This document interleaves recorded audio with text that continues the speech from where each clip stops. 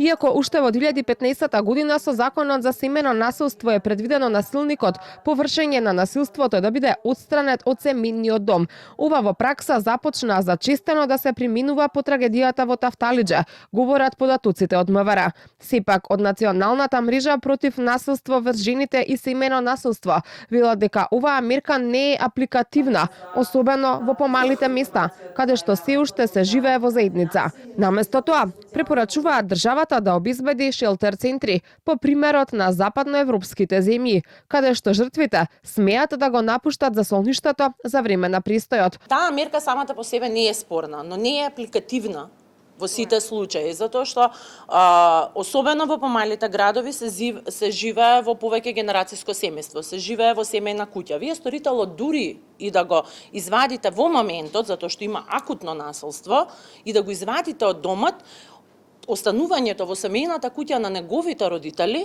не е долгорочно решение за неа. Например, шелтер центрите во другите земји обезбедуваат сместување и до 6 месеци и до 1 година, при тоа се од отворен тип. Што значи тоа? Жената продолжува да оди на работа ако е вработена.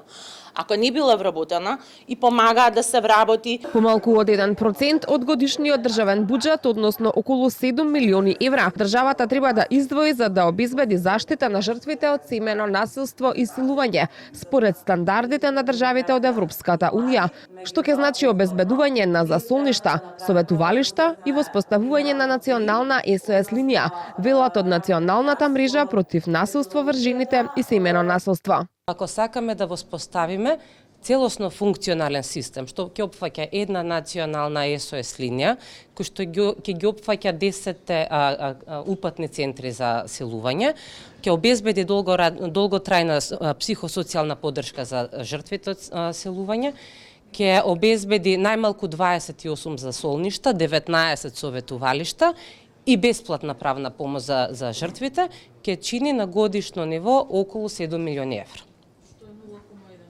Што е многу мал дел од националниот буџет.